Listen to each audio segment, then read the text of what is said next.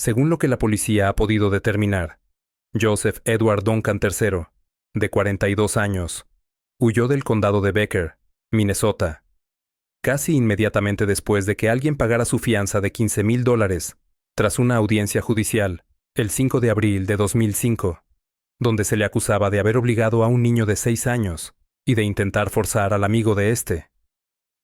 Después de ser liberado de la custodia, aparentemente comenzó a planear su viaje.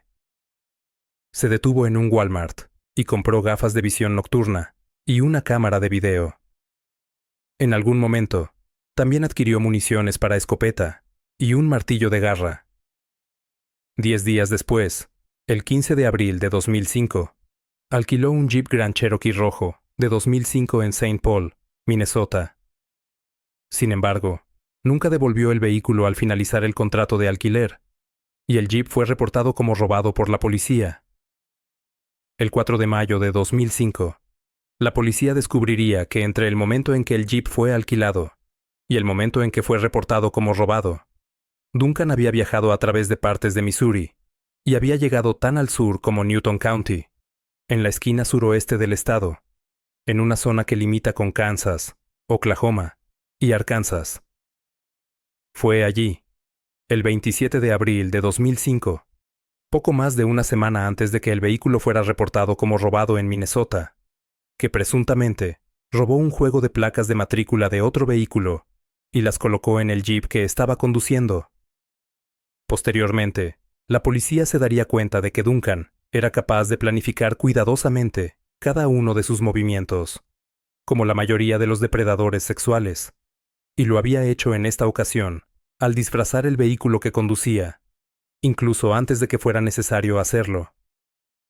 Poco después de robar las placas de matrícula en Missouri, Duncan decidió ir a Idaho, satisfecho de que había logrado evadir a las autoridades. Se cree que Duncan comenzó a viajar hacia el norte, aunque la ruta exacta que tomó no es conocida hasta que se conectó con la Interestatal 90 en algún momento, probablemente en Dakota del Sur o Wyoming, y luego se dirigió hacia el oeste hacia Idaho.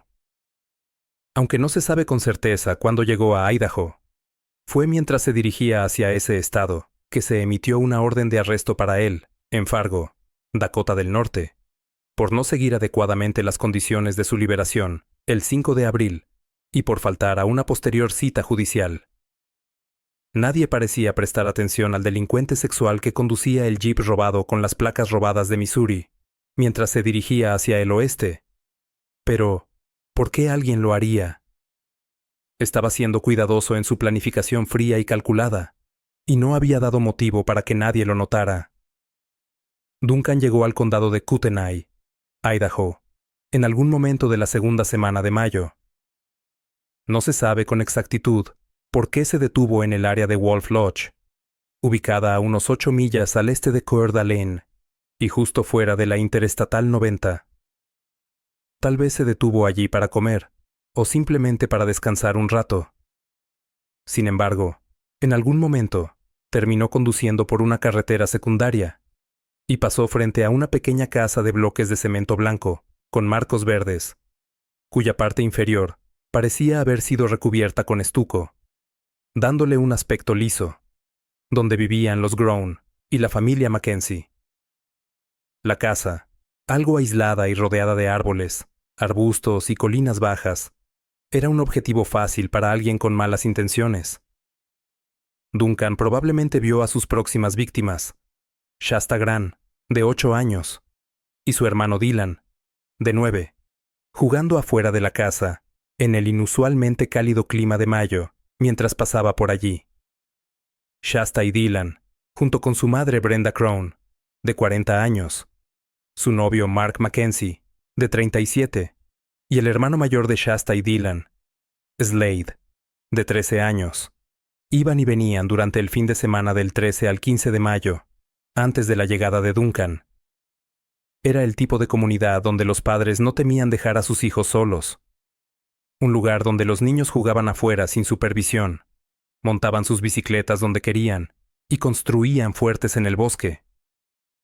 En general, los niños allí simplemente hacían lo que normalmente hacen los niños donde se sienten seguros. Pero eso estaba a punto de cambiar. La casa de los Grown Mackenzie a veces era visitada por extraños cuyos vehículos se descomponían en la carretera. Su hogar era la primera casa que cualquiera que buscara ayuda vería al salir de la autopista y entrar a la carretera secundaria. Según los informes de testigos posteriores, la familia siempre estaba dispuesta a ayudar a un extraño necesitado. Tras haber llamado la atención de Duncan, el ver a los niños jugando fuera en lo que había sido su entorno seguro, él se dedicó a espiar la zona durante al menos un par de días. Se cree que Duncan vigiló a la familia desde un lugar donde podía observar a los niños, y su familia desde la distancia sin ser fácilmente visto, utilizando su equipo de visión nocturna por la noche. Aunque no se sabe con certeza cuándo ocurrió, se cree que Duncan podría haber acechado a la familia durante varios días, después de sentirse cómodo con su entorno, y quizás incluso los siguió hasta la ciudad, para observarlos mientras hacían compras, antes de que se armara de valor para actuar. El domingo 15 de mayo de 2005, la familia condujo a Coeur d'Alene para hacer algunos mandados, y luego regresaron a casa, donde disfrutaron de una barbacoa con otras personas. La reunión continuó hasta las primeras horas de la tarde, antes de que todos se fueran a casa. Fue la última vez que alguien recordaría haber visto a Brenda, Slade Grown y Mark Mackenzie con vida. La casa parecía extrañamente silenciosa. El vecino tocó su claxon, pero nadie salió como normalmente lo harían cuando alguien entraba en su entrada. De igual manera, no hubo respuesta cuando tocó la puerta, y no se veían luces dentro de la casa. Solo un perro ladraba desde adentro. El vecino notó que ambos autos de la familia estaban estacionados en sus lugares habituales, pero las puertas de los autos habían quedado abiertas, lo cual le pareció sospechoso. El vecino se apresuró a regresar a su casa y llamó al 911. Era la segunda vez en unas 24 horas que el vecino sentía la necesidad de llamar al departamento del sheriff. La primera llamada había sido para reportar una camioneta blanca sospechosa que había estado estacionada cerca de su granero y que aparentemente había sido abandonada. Cuando los oficiales del departamento del sheriff del condado de Kootenai llegaron a la pequeña casa en la carretera secundaria a las 6:15 de la tarde, todo parecía tal como el vecino lo había reportado.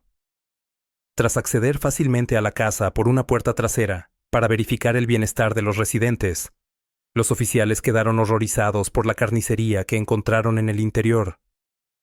El punto de entrada del perpetrador parecía haber sido una puerta trasera que conducía a la cocina, la cual había quedado desbloqueada. Había sangre por todas partes, mucha de ella en charcos alrededor de dos cuerpos que yacían en el suelo. Ambas víctimas habían sido atadas con cinta adhesiva y bridas. Las heridas parecían haberse centrado alrededor de la cabeza y la cara de cada una de las víctimas. Obviamente un joven o adolescente y una mujer de mediana edad. Fue difícil determinar, al principio, si las heridas fueron el resultado de un trauma contuso o disparos de arma de fuego, ya que había salpicaduras de sangre, las cuales son indicativas de cualquiera de los dos modos de muerte. Sería necesario un análisis cuidadoso de la escena del crimen para determinar de manera concluyente si fueron golpeados o disparados, o ambos. El olor acre de la sangre coagulated se había intensificado, y la vista y el olor provocaron náuseas en algunos de los oficiales menos experimentados. Mientras los oficiales recorrían la casa, encontraron a una tercera víctima, también atada con cinta adhesiva y bridas, en la sala de estar. También había una cantidad significativa de sangre relacionada con la tercera víctima, y parecía que él también había muerto a causa de una herida de bala o un trauma contuso en la cabeza. No había duda en la mente de nadie de que cada una de las víctimas había muerto de una manera horrible. Al reportar sus hallazgos, los oficiales creyeron que las víctimas en la cocina eran Brenda Grant y su hijo de 13 años, Slade, y que la víctima en la sala de estar era el novio de Brenda, Mark Mackenzie. No había señales de Shasta Grant, de 8 años, y su hermano Dylan, de 9. Los oficiales sellaron la casa sin haber retirado o hecho una identificación positiva de los cuerpos, y cerraron la carretera secundaria en las cercanías de la casa, designándola como una escena del crimen. Colocaron guardias durante la noche y regresaron al amanecer con técnicos de la escena del crimen e investigadores de homicidios.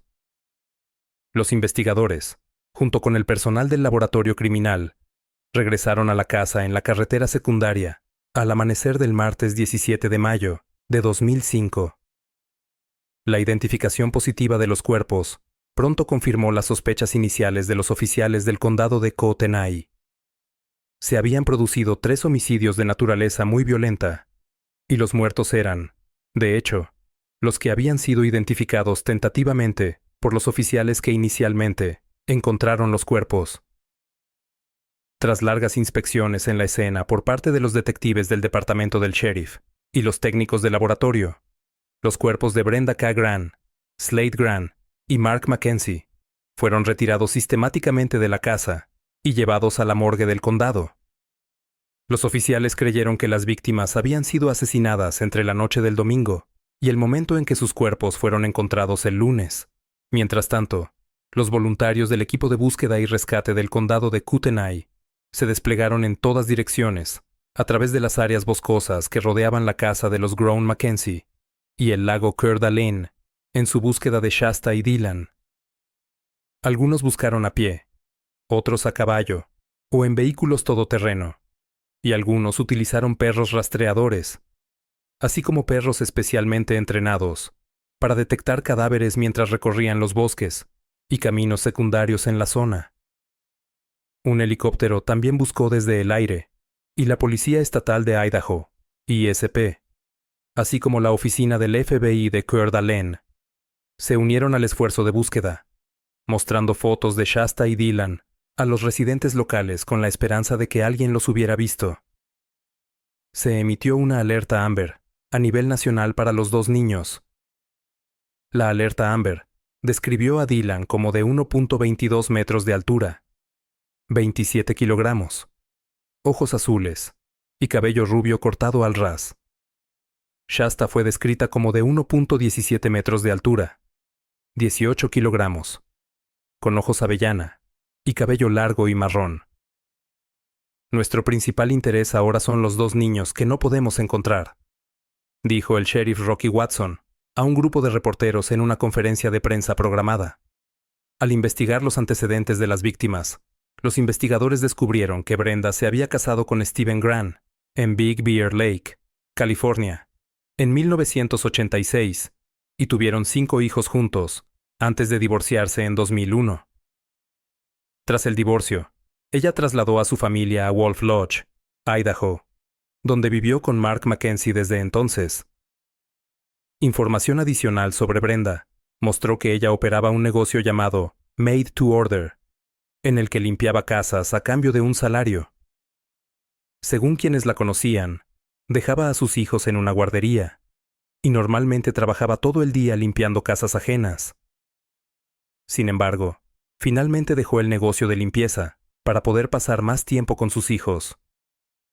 Aquellos que la conocían la describieron como una buena madre. Sin embargo, Brenda no era una persona sin problemas. Estaba bajo libertad condicional por posesión de parafernalia de drogas en el momento de su muerte, y había cumplido tiempo en prisión por la condena por ese delito. También se le había ordenado asistir a consejería de drogas y alcohol, pero las dificultades financieras le impidieron completar los programas. Otro hijo, de 18 años, estaba en prisión esperando sentencia por cargos de robo cuando ocurrió el asesinato.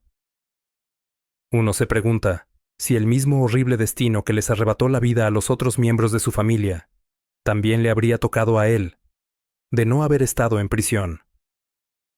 Mark Mackenzie fue descrito como un entusiasta de las actividades al aire libre, al que le gustaba pasar parte de su tiempo libre cazando y pescando. Trabajaba a tiempo completo como supervisor en una empresa fabricante de fregaderos de acero inoxidable en Spokane, Washington, ubicada justo al otro lado de la frontera occidental de Idaho.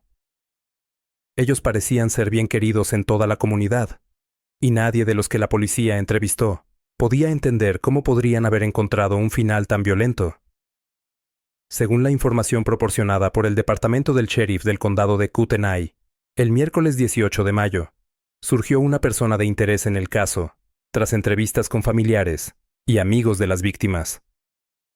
Robert Roy Lutner, de 33 años, también conocido como Concrete Bob, un apodo que le había dado debido a su trabajo en la industria del concreto y la construcción. Era amigo de las víctimas y las había visitado 2 veces en los días previos al asesinato. Una el viernes por la tarde antes de los asesinatos y nuevamente el domingo por la noche, que se cree que fue el día de los homicidios. Un familiar de los Grown le dijo a los detectives que Lutner le debía a Brenda Grant y Mark Mackenzie $2,000, pero el familiar les dijo a los investigadores que nadie en la familia había indicado que hubiera algún problema entre ellos y Lutner, y no había indicios de que él estuviera siendo presionado para devolver el dinero, a pesar de que la familia lo necesitaba. Nunca lo vi hostil con mi familia en absoluto, dijo el familiar, según un informe de noticias del Spokesman Review. Una investigación posterior reveló que Lutner había tenido problemas con la ley antes, y, de hecho, su historial criminal en el condado era algo extenso. Había tenido problemas con cargos de posesión de drogas en 1992 y había sido arrestado por agresión doméstica en 2004 en un incidente fuera de un bar que involucró una pelea con una novia. Ese cargo fue eventualmente reducido a alterar el orden público. Había sido condenado 2 veces por fraude, por representar indebidamente reclamaciones de desempleo, y estaba actualmente en libertad condicional por esas condenas. Lutner, que medía 1,90 metros y pesaba 104 kilogramos, era alguien con quien la policía definitivamente quería hablar. Sin embargo, primero tenían que encontrarlo. Lo vieron en un bar de la zona el domingo por la tarde, lo que habría sido antes de ser visto en la casa de Grant y Mackenzie 2 días después. El martes, habló con su oficial de libertad condicional por teléfono y dijo que estaba haciendo un viaje a Boise. Para ese momento, ya había escuchado sobre los asesinatos y lloraba mientras hablaba con un amigo de la familia de las víctimas, pero las autoridades aún no lo estaban buscando como persona de interés en el caso. Sin embargo, todo cambió en cuestión de horas, después de que los investigadores reunieran la secuencia de eventos que lo colocaban en la residencia de los Grown Mackenzie antes de los asesinatos. Al día siguiente, miércoles 18 de mayo, Lutner supo que los investigadores lo buscaban y se entregó a los oficiales del sheriff en Coeur d'Alene. Fue entrevistado durante varias horas y negó tener cualquier relación con los asesinatos. Se sometió a un polígrafo y lo aprobó con éxito, por lo que fue eliminado como persona de interés en el caso, dejando a los investigadores nuevamente en el punto de partida. Después de que el departamento del sheriff del condado de Kootenai estableciera 2 líneas telefónicas para que los ciudadanos pudieran dar información sobre los brutales asesinatos y la desaparición de los niños, se registraron más de 150 llamadas en las primeras 12 horas.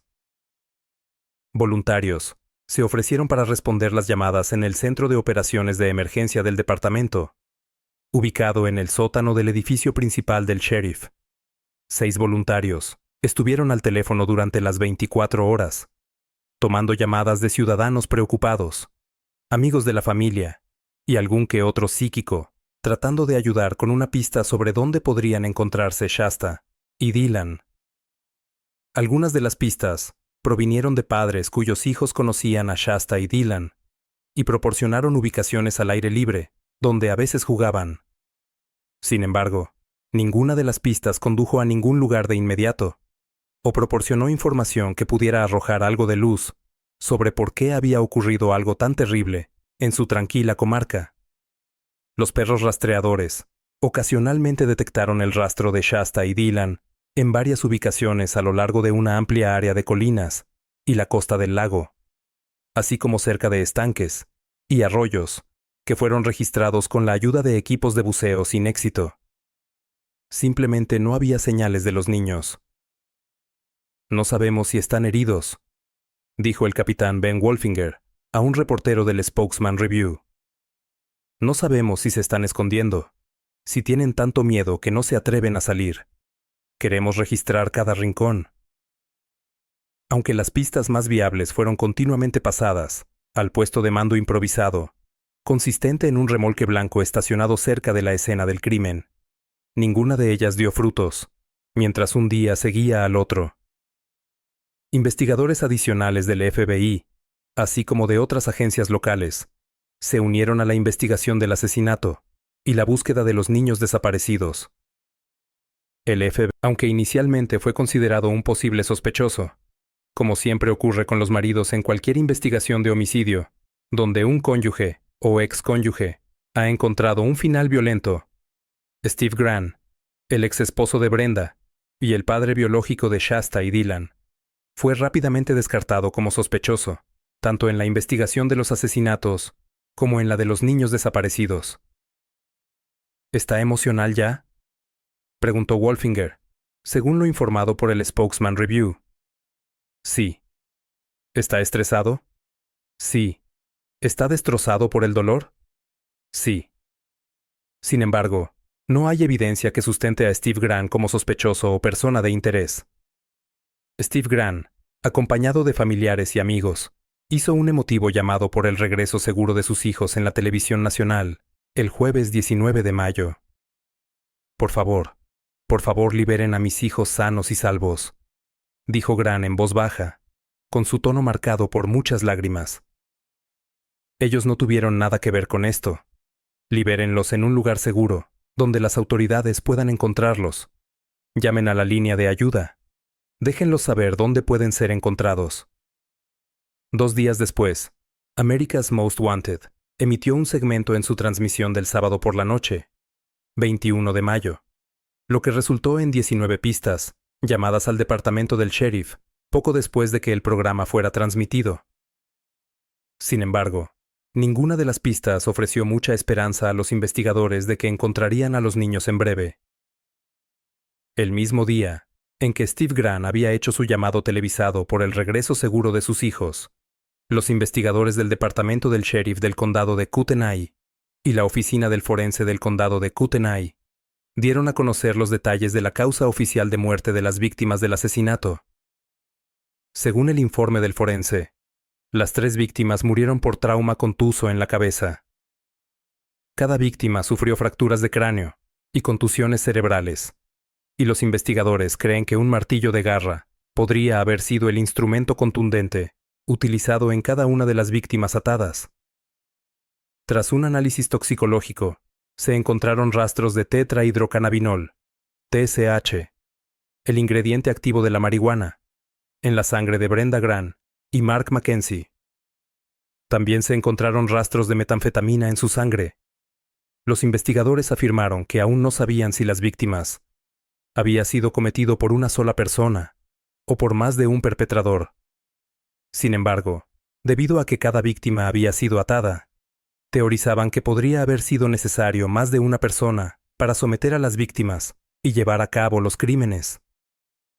Mientras tanto, se recibió una pista de un dueño de una tienda de artículos deportivos en Bonners Ferry, Idaho, ubicada a unos 70 kilómetros al norte de Coeur d'Alene. El dueño de la tienda dijo que un hombre y 2 niños, un niño pequeño y una niña pequeña, entraron a su tienda. El hombre pidió direcciones hacia Libby, Montana, después de lo cual, los 3 se fueron en una furgoneta blanca con matrículas de Washington. El dueño de la tienda dijo que los niños coincidían con las descripciones de Shasta y Dylan. Los oficiales del condado de Boundary, así como agentes de la policía estatal de Idaho, buscaron en las principales carreteras y en las menos transitadas que conectan Bonners Ferry con Libby, Montana. Pero no había rastro de la furgoneta, el hombre, ni los 2 niños. A medida que avanzaba la investigación, los policías seguían sin acercarse más a determinar un motivo para el crimen que a encontrar a los niños. Se había discutido que las drogas, o un trato de drogas salido mal, podrían haber sido un motivo, excepto que la casa en la carretera secundaria no contenía evidencia de drogas o de un laboratorio de metanfetaminas, que eran comunes en el noroeste del Pacífico, a pesar de que se encontraron rastros de marihuana y metanfetamina en la sangre de Brenda y Mark durante las autopsias. Para los policías, parecía más que nada que ellos solo eran usuarios recreacionales y que probablemente consumieron las drogas durante la barbacoa del domingo. Incluso hubo conversaciones entre los investigadores sobre si los asesinatos podrían haber sido relacionados con pandillas, lo que llevó a traer una unidad de pandillas de Spokane para que revisara y estudiara la escena del crimen. Sin embargo, después de todo, no hubo indicios de que el crimen estuviera relacionado con pandillas. Entonces, ¿quién mató a Brenda y Slade Grant y Mark Mackenzie y secuestró a Shasta y Dylan Grant? ¿Y por qué los niños seguían vivos en este momento? Parecía que no habría respuestas fáciles a estas preguntas, y muchas otras, y parecía que cualquier indicio de respuestas no surgiría pronto. Los investigadores, así como los familiares, mantenían la esperanza de que Shasta y Dylan aún estuvieran vivos.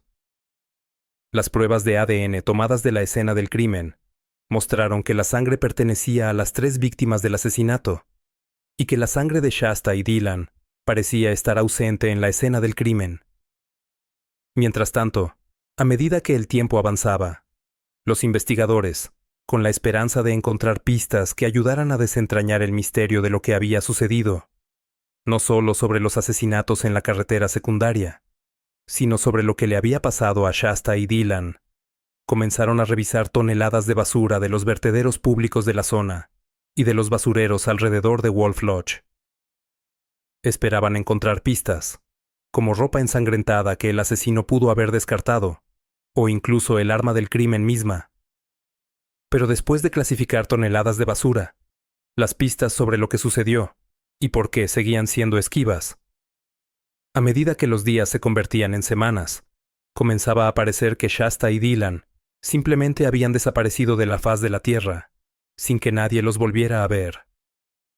Luego, el sábado 2 de julio, alrededor de la 1:30 de la mañana, 48 días después de que comenzara el caso, ocurrió lo inesperado. Un hombre de mediana edad, conduciendo un Jeep Cherokee rojo con matrículas de Missouri, giró hacia el estacionamiento del restaurante Denny's, en Coeur d'Alene, ubicado al norte de la Interestatal 90, y estacionó. Salió del vehículo junto con una niña pequeña. Caminaron hacia el establecimiento de 24 horas, pasando junto a 2 jóvenes que estaban afuera. Uno de los jóvenes los observó con curiosidad, notando que la niña coincidía con la descripción de Shasta Grant.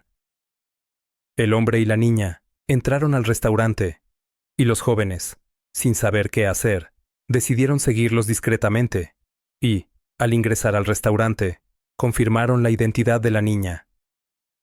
Al darse cuenta de que era la niña desaparecida, rápidamente llamaron al 911. La policía llegó rápidamente y arrestó al hombre, quien resultó ser Joseph Edward Duncan III, el mismo que había huido tras sus horribles crímenes en Idaho. Shasta, aunque traumada por los días de cautiverio, fue finalmente rescatada y regresó a salvo con su familia. Dylan, lamentablemente, nunca fue encontrado. El caso de los asesinatos de la familia Grant y Mackenzie y la desaparición de los niños Shasta y Dylan se convirtió en uno de los más impactantes en la historia de Idaho, con una historia de horror que dejó una huella en toda la comunidad. Joseph Edward Duncan III fue condenado por los crímenes, y Shasta, aunque marcada por lo vivido, logró encontrar una forma de reconstruir su vida.